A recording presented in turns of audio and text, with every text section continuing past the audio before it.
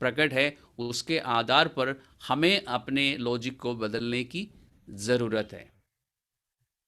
और इस बात में अधिकतर लोग, विश्वासी और सिखाने वाले भी चूक करते हैं।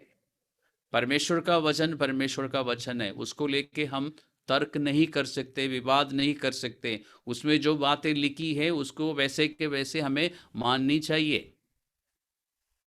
और हमें ध्यान रखना है कि हम किसी भी रीति से परमेश्वर के वचन का जो अधिकार है उसको मानने से इनकार करें, ये हमसे नहीं होना चाहिए कभी भी। परमेश्वर का वचन का अधिकार है, यानी परमेश्वर के बाद उसका वचन का अधिकार है हमारे जीवन में, उसके अनुसार हमें अपनी बातों को बदल देनी चाहिए। लेकिन हम करते क्या है, हम किसी ना किसी रूप से परमेश्वर के वचन को बदलने की कोशिश में लग जाते हैं ताकि हमारी इच्छा पूरी हो जाए या हमारी बात ऊपर रहे।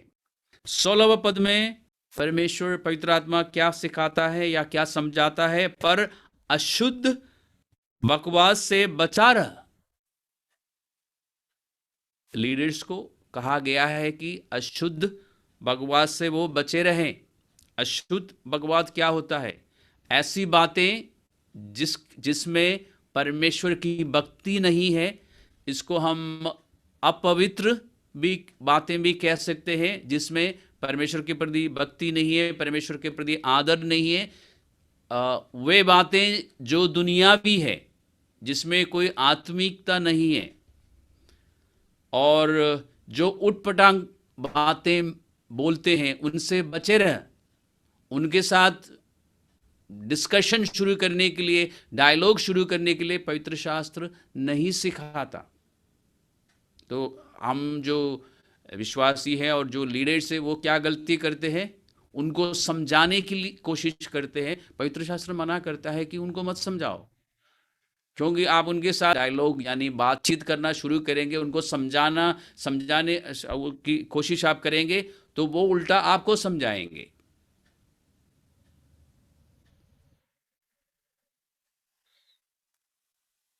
अंग्रेजी में लिखा है, keep away from such talk and such people. Hindi में बचे रहने के लिए लिखा है, वो भी बिल्कुल सही है। उनसे बच के रहो। वह हमारी कोशिश क्या होती है? उन्हें बचाना है तो हम चलते हैं बचाने के लिए। परमेश्वर कहता है कि तुम उनसे बचे रहो।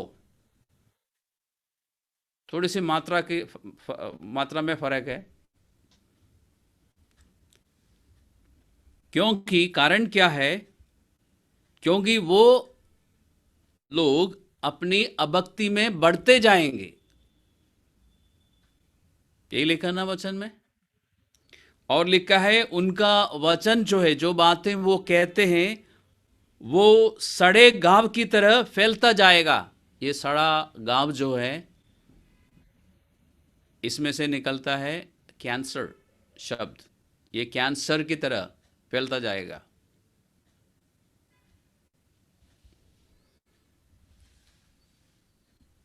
तो कलीसिया को संभालने की जिम्मेदारी प्रभु ने कलीसिया के अगुवों को दी है, और अगुवों की जिम्मेदारी है कि खुद भी बचे रहें और चर्च के, कलीसिया के बाकी जो विश्वासी है उनको भी बचाते रहें। क्योंकि ऐसे लोग जो हैं, दूसरे विश्वासियों के विश्वास को, पवित्र शास्त्र में लिखा है कि उलट पुलट कर देते हैं। दे अपसेट और दे destroy the faith of others. और पौलुस यहाँ पे उदाहरण देता है, दो जनों का नाम भी लेता है, हुम्यूनुस और फिलतुस, उन्हीं में से है। और यहाँ पे इस संदर्भ में उदाहरण पुनरुत्थान को देके दिया है, लेकिन सिर्फ पुनरुत्थान को लेके नहीं, बहुत सारी बातों को लेके लोग बहुत सारी उल्टी सीधी शिक्षा देते हैं, और जिसके कारण विश्वासियों के विश्वास जो है खराब हो जाता है और परमेश्वर से वो दूर चले जाते हैं।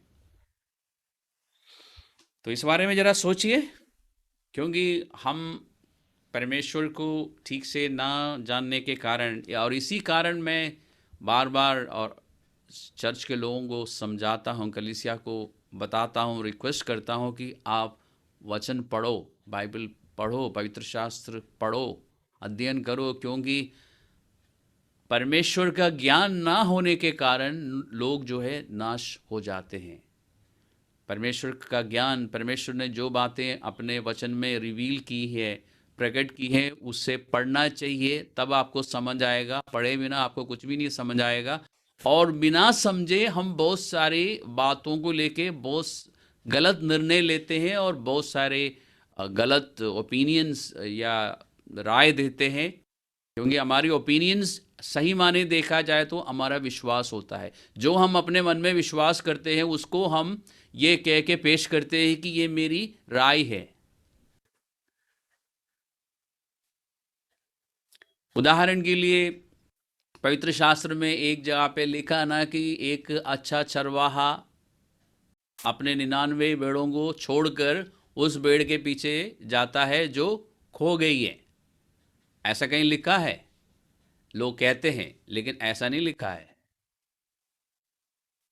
ऐसा कहीं नहीं लिखा है कि एक अच्छा चरवाहा, एक अच्छा पास्टर, एक कलीसिया का अच्छा अगुआ अपने 99 भेड़ों को छोड़कर एक के पीछे भागता है जो भटक गई है। ऐसा बाइबल में प्रभु ने कभी नहीं कहा। प्रभु ने लूक का, आप चाहे तो जा सकते हैं लूक का रचित सुसमाचार का 15वां अध्याय में, और वहां पर प्रभु यीशु मसीह ने परमेश्वर का राज्य के विषय में सिखाते हुए 3 दृष्टांतों का इस्तेमाल किए। और इन तीनों दृष्टांतों में आप क्या देखते हैं? कुछ खो गया है और वो वापस आ गया है। एक उड़ा पुत्र का दृष्टांत है जिसमें एक बेटा खो गया था, क्योंकि बाद उसी दृष्टांत में आखिर में पिता कहता है कि ये मेरा बेटा खो गया था, अब वो वापस आया। एक स्त्री के विषय में जिसके 10 सिक्के खो गए थे, और ये सिक्के वो नहीं है जो 1-1 रुपए का जो या 98 के जो सिक्के हैं, वो नहीं है। ये कीमती सिक्के हैं, जो कि कीमती भी गलत शब्द है, क्योंकि ये पैसे देने से नहीं मिलते ये सिक्के। और वो 10 सिक्के होते हैं हर एक शादीशुदा स्त्री के पास, और उनमें से एक भी खोना नहीं चाहिए। और जब एक खो गया, उसने ढूंढा, उसको मिला। और एक और दृष्टांत है कि यीशु मसीह ने कहा कि एक चरवाहा जब अपनी एक भेड़ खो जाती है, रास्ता भटक के कहीं और चली जाती है, तो अपने 99 भेड़ों को छोड़कर उसके पीछे जाता है और उससे ढूंढ के वापस लेके आता है। तो हम सोचते हैं कि कलीसिया के अगुओं को भी ऐसा ही करना चाहिए। अगर कोई गलत जा रहा है तो उसके पीछे हम भागें। अभी तीमुथियुस की पत्री में हमने ऐसा कुछ पढ़ा था क्या? हमें उनसे बच के रहने के लिए कहा है। यहां पर लूका का 15वां अध्याय में ध्यान से पढ़िए। शुरुआत में पहला पद में सबसे पहले क्या लिखा है? मैंने आपको सिखाया है कि कुछ भी बात को समझने के लिए आपको संदर्भ में पढ़ने की ज़रूरत है। वहाँ पर बातचीत क्या हो रही है, चर्चा क्या हो रही है, उसे समझना ज़रूरी है, तब आप बात को ठीक से समझ पाएंगे। 15वें पद में लिखा है कि फरीसी लोग और शास्त्री लोग बड़बड़ा रहे थे, शिकायत कर रहे थे, कुड़कुड़ा रहे थे। क्यों? क्योंकि यीशु मसीह पापियों के बीच में बैठ के उनको स्वीकार कर रहे थे, उनके बीच में बैठ के शायद खाना खा रहे थे। लिखा है कि सब चुंगी लेने वाले और पापी उसके पास, यानी वे लोग जिनके ऊपर ये मोहर लगी हुई है कि ये पापी है। किसके द्वारा मोहर लगी हुई है? जो अपने आप को संत समझते हैं, धर्मी समझते हैं, वे हैं फरीसी लोग और शास्त्री लोग। पापी की मोहर जो है परमेश्वर ने नहीं लगाई, क्योंकि परमेश्वर की नज़र में सब पापी है। लेकिन फरीसी लोग और शास्त्री लोगों ने अपने लिए ये मोहर लगाई कि हम धर्मी हैं और ये पापी है। आपको याद होगा ना, प्रार्थना करते हुए एक उदाहरण में है ना, यीशु मसीह कहते हैं ना कि वो एक फरीसी प्रार्थना करता है कि परमेश्वर, मैं उस चुंगी लेने वाले के समान नहीं हूँ, यानी मैं धर्मी हूँ और पापी है। उसकी प्रार्थना मत सुनना, लेकिन मेरी जरूर सुन लेना। मतलब ऐसा बोला नहीं है, बाइबल में लिखा नहीं है, बट उसके मन में ऐसा उससे मिलता जुलता विचार चल रहे थे। मेरा इंटरप्रिटेशन, बाइबल में नहीं लिखा है। लिखा है कि फरीसी और शास्त्री कुड़कुड़ा कर कहने लगे कि ये तो पापियों से मिलता है और उनके साथ खाता भी है। तब यीशु मसीह ने ये उदाहरण दिया कि, और उस उदाहरण के आखिर में यीशु मसीह ने क्या बोला कि मैं, वो चरवाहा यीशु मसीह है। यीशु मसीह पापियों को ढूंढने के लिए आया था। तो बात कहाँ की चल रही है? परमेश्वर को लेके चल रही है बात, परमेश्वर के राज्य को लेके बात चल रही है कि हमने परमेश्वर को नहीं ढूंढा, परमेश्वर हमें ढूंढने के लिए आया, मनुष्य बन के इस पृथ्वी में आया। और यीशु मसीह कहता है कि मैं पापियों को बचाने के लिए आया हूँ। मैं उनको नहीं बचा सकता जो अपने आप को धर्मी समझते हैं।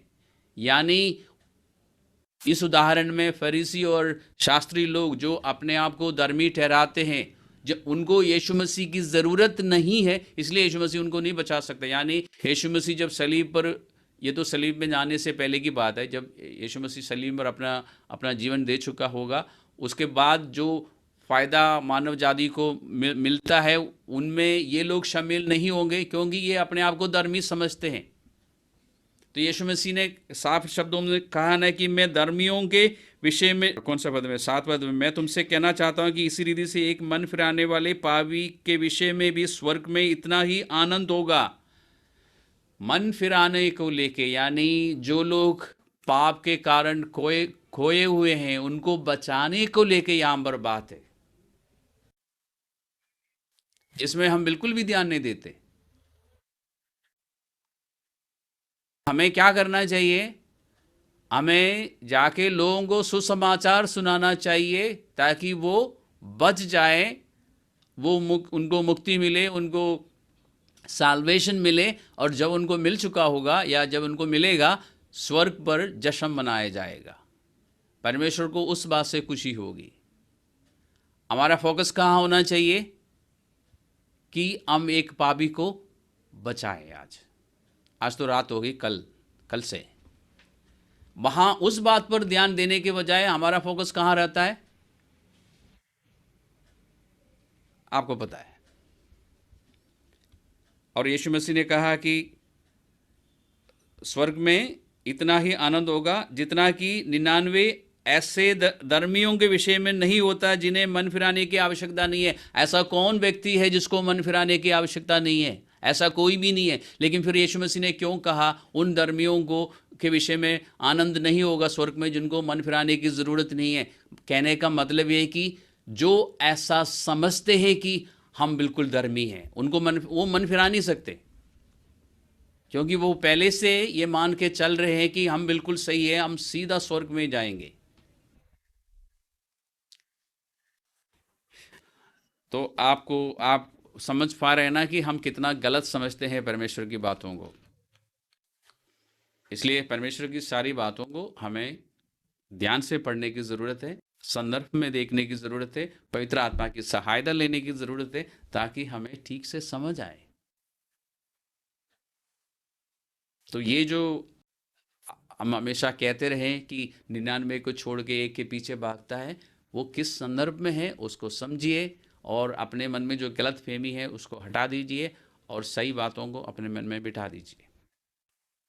ये इवेंजलिज्म को लेके है, ये पापियों को बचाने के, सुसमाचार सुनाने को लेके है, क्योंकि उस बात से परमेश्वर खुश हो जाता है। हम तीमुथियुस की पत्री में ही है ना अभी, दूसरे तीमुथियुस का 2 अध्याय, और हम कौन सा पद को देख रहे थे? 14 और 16। तो 14वां पद और 16वां पद में जो चेतावनियां हैं, जो निर्देश है, उसको ध्यान में रखते हुए अब हम 2 अध्याय में वापस चलते हैं और देखते हैं कि 15वें पद में क्या लिखा है। आपकी बाइबल्स खुल गई होगी। 15वें पद में लिखा है,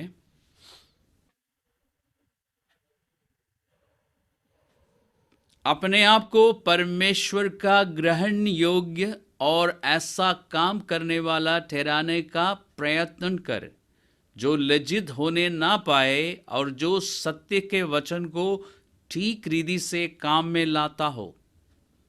तो आपको और मुझको, लीडर्स को और विश्वासियों को, दोनों को है, लेकिन विशेष करके ये लीडर्स के लिए है।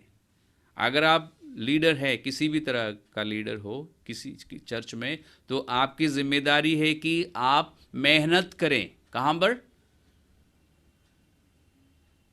परमेश्वर के वचन में मेहनत करें, परमेश्वर के वचन का अध्ययन करने के लिए मेहनत करें। परमेश्वर के वचन को सिर्फ पढ़ने के लिए नहीं कहा जा रहा है, इसमें मेहनत करने की ज़रूरत है। एक अच्छा और एक उत्तम कारीगर बनने की ज़रूरत है। किस तरह का कारीगर? जो परमेश्वर के वचन में मेहनत करता हो। परमेश्वर के वचन में मेहनत इसलिए किया जाता है ताकि परमेश्वर के वचन को ठीक तरह से समझ सके। क्यों समझना है ठीक तरह से? ताकि उसको ठीक रीति से काम में ला सके, तब परमेश्वर के सामने हम ग्रहण योग्य होंगे। क्योंकि ऐसा ही लिखा है यहाँ पे, परमेश्वर के ग्रहण योग्य और ऐसा काम करने वाला ठहराने का प्रयत्न कर जो लज्जित ना होने पाए।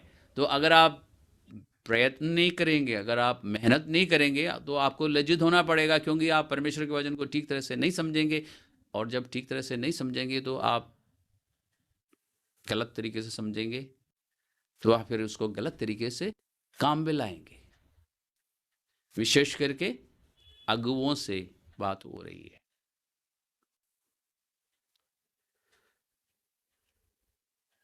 अगर आप गहराई में स्टडी करने के रुचि रखते हैं तो इसका ग्रीक शब्द है स्पुडासो, और आप स्टडी कर सकते हैं। स्पुडासो का मतलब है कि अपनी पूरी दीदी से मेहनत करना, अपनी पूरी ताकत लगाना।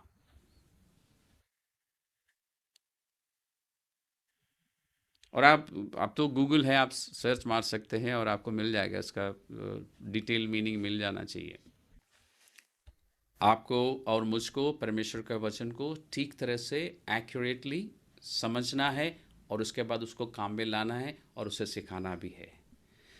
अब हम चलते हैं तीमुथियुस की पहली पत्री में। एक जोर का झटका लगने वाला है। ध्यान रखिए, हम कलीसिया को लेके अध्ययन कर रहे हैं। कलीसिया में विश्वासी भी होते हैं और लीडर्स भी होते हैं। सारे मिलके कलीसिया यानी प्रभु की देह बनती है।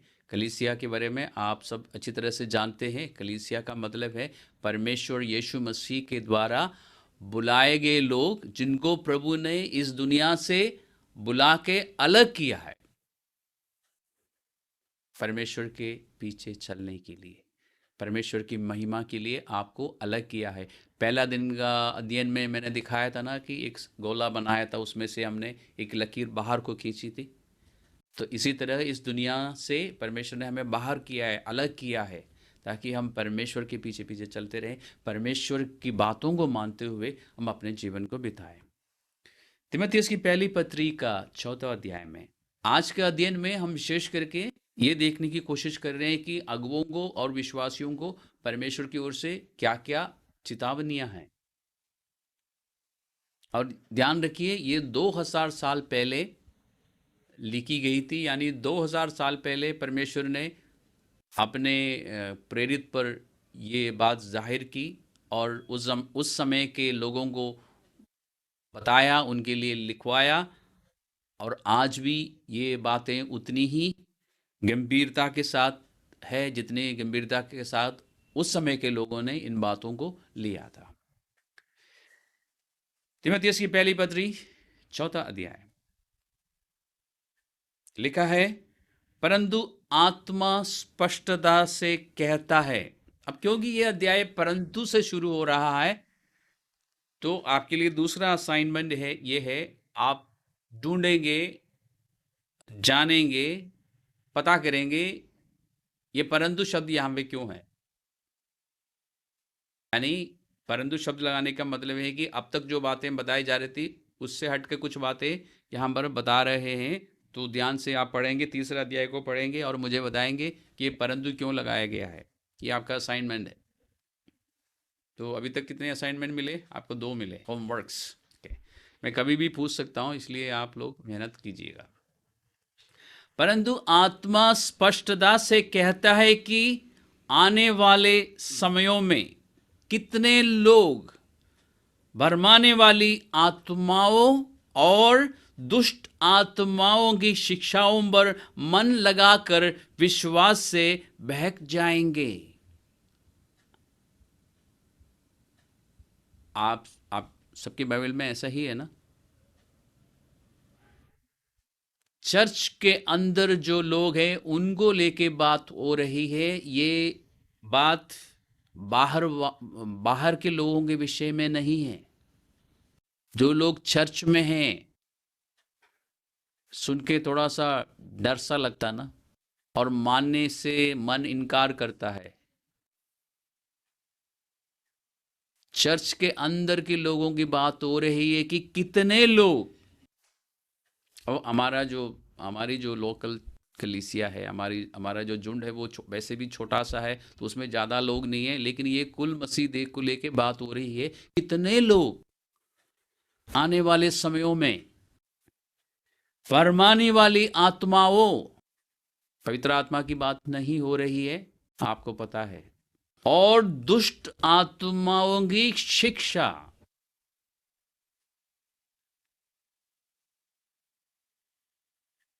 और आपको पॉज बटन दबाना चाहिए और रुक जाना चाहिए और पूछना चाहिए कि क्या एक विश्वासी को क्या भरमाने वाली आत्मा बहकाकर भरमाकर ले जा रही है, और झूठी और क्या दुष्ट आत्माएं जबरदस्ती आके विश्वासियों को अपनी शिक्षा दे रही है। इसको पढ़ते हुए आपको क्या दिखाई दे रहा है? इसमें लिखा है कि लोग दुष्ट आत्माओं की शिक्षा पर मन लगाकर, तो इनिशिएटिव कौन लेता है? शुरुआत कौन करता है?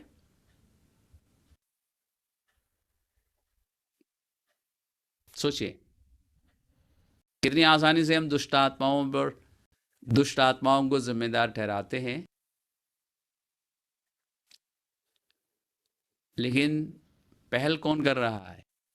विश्वासी लोग अपना मन दुष्ट आत्माओं की शिक्षाओं पर लगाते हैं, तब दुष्ट आत्माएं जो है उनको भरमाकर उनको परमेश्वर की ओर, परमेश्वर से, कलीसिया से बाहर या दूर ले जाने में कामयाब हो जाती है।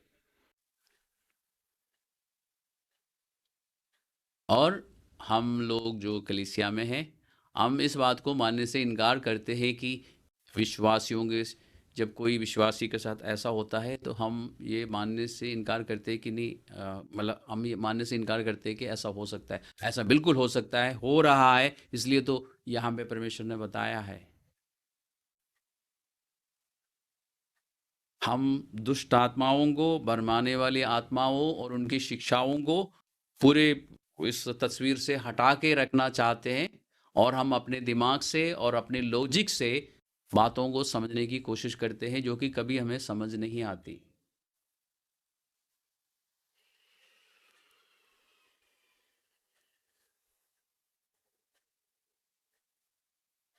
एक और लास्ट बात पर, एक आखिरी बात आपको दिखाना चाहता हूँ। पवित्र शास्त्र, ये जो आपके हाथों में है, आप पहले से ही जानते हैं कि परमेश्वर ने इस वचन को अपने नाम के बराबर करके रखा है। यानी इस वचन को हमें हल्के में नहीं लेना चाहिए। और हमने तीमुथियुस की पत्री में देखा, दूसरा अध्याय में, कि हमें मेहनत करने की ज़रूरत है। परमेश्वर की बातों को समझने के लिए आपको समय अलग करने की ज़रूरत है। आप बाकी सारे जीवन में जो डेली जो भी आप करते हैं, वो सारे कामों को निपटाने के बाद यदि आप सोचते हैं कि अब मैं पवित्र शास्त्र का अध्ययन करने के लिए बैठूंगा, तो आपसे अध्ययन नहीं हो पाएगा और आपको कुछ भी नहीं समझ आएगा। पिछले कई सालों से सब लोग कर रहे हैं, अभी तक कुछ नहीं समझ आया। कारण क्या है? क्योंकि आपने समय अलग नहीं किया, आपने मेहनत नहीं की, आपने इसको पहला दर्जा नहीं दिया अपने जीवन में। आपके पास बाइबल ज़रूर है, आप पढ़ते ज़रूर हैं, लेकिन बाइबल का अध्ययन को आपने इतनी अहमियत नहीं दी जितनी आपको देनी चाहिए। और ये सिर्फ अगुओं से नहीं, विश्वासियों से भी मैं कह रहा हूँ। प्रेरितों के कामों का 20वां अध्याय में 27वें पद में पौलुस एक बात कहता है। और यहाँ पर हम समाप्त करने की कोशिश करेंगे आज प्रेरितों के कामों में, यानी जो लोग हमसे पहले थे, जो लोग शुरुआत में थे, शुरुआत में जो अगुआ रहा है पौलुस, एक श्रेष्ठ प्रेरित रहा है, और वो स्वयं कहता है, पवित्र आत्मा से प्रेरणा पाकर वो लिखता है कि वो क्या सिखाता था। 20वां अध्याय का 27वां पद में देखिए क्या लिखा है। पौलुस ये कहता है कि क्योंकि मैं परमेश्वर के सारे अभिप्राय को तुम्हें पूरी रीति से बताने से ना झिझका, यानी परमेश्वर का पूरा अभिप्राय जो है, यानी परमेश्वर को लेके या परमेश्वर के विषय में जितनी भी बातें हमें मालूम हो जानी चाहिए या पता होनी चाहिए, वो सारी बातें पौलुस कहता है कि मैंने तुम्हें सिखाया, मैंने तुम्हें सारी बातें बताई, मैंने तुमसे कुछ भी छुपा के नहीं रखा। तो इसलिए परमेश्वर की सारी बातें हमें मालूम होनी चाहिए। एक या कुछ बातें पता होने से हमारा ज्ञान अधूरा रहेगा, हमारी समझ अधूरी रहेगी, और हमारा मन पता भी नहीं चलेगा, दुष्ट आत्माओं की शिक्षाओं पर लग जाएगा, और हम चर्च में जरूर होंगे लेकिन परमेश्वर से दूर होंगे। हम सिर्फ एक परमेश्वर के सिर्फ एक बात या एक सत्य को लेके नहीं चल सकते, हमें सारे सारे सत्य मालूम हो जाना चाहिए। पवित्र आत्मा को लेके यीशु मसीह ने जब बताया था कि पवित्र आत्मा जब आएगा वो तुम्हें सारे सत्य जो है बताएगा, यानी परमेश्वर को लेके बहुत सारी बातें हैं जिसके विषय में हमें सीखने की ज़रूरत है, समझने की ज़रूरत है, और पवित्र आत्मा का काम है हमें समझाना, लेकिन वो तब समझाएगा जब हम समझने के लिए तैयार हो। एक और वचन आपको दिखाता हूँ, भजन संहिता 119, भजन 119, 119 का 160, 119 Psalm और 160th वर्स।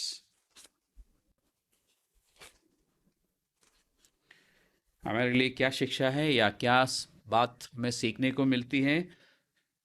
दाऊद कहता है तेरा सारा वचन सत्य ही है। हमें परमेश्वर के अगर एक मिनट, ये सारा वचन जो आप पढ़ रहे हैं, आपके हिंदी, अगर आप हिंदी बाइबल यूज कर रहे हैं तो उसको फुटनोट में देखिए,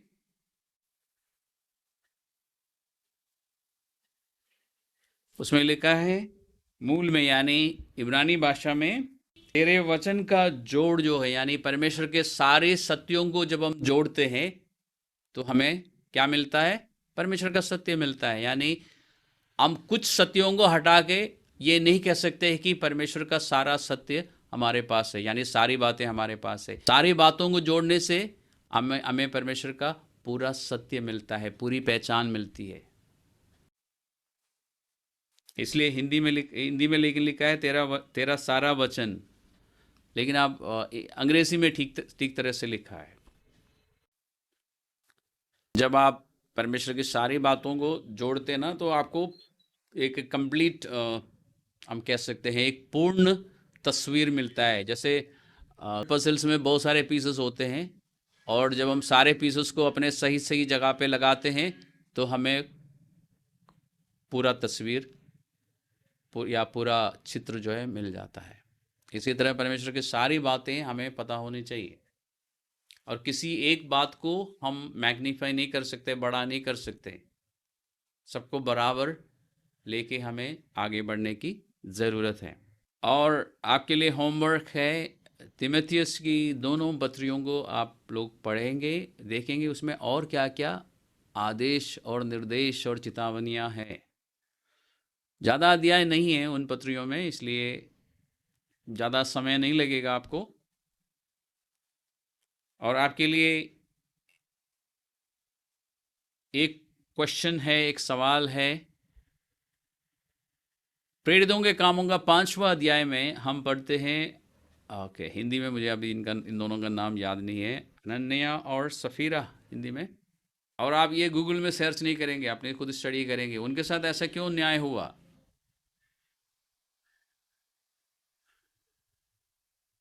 तो कलीसिया को लेके मेरी तरफ से फिलहाल अध्ययन यहाँ पर समाप्त हो जाता है।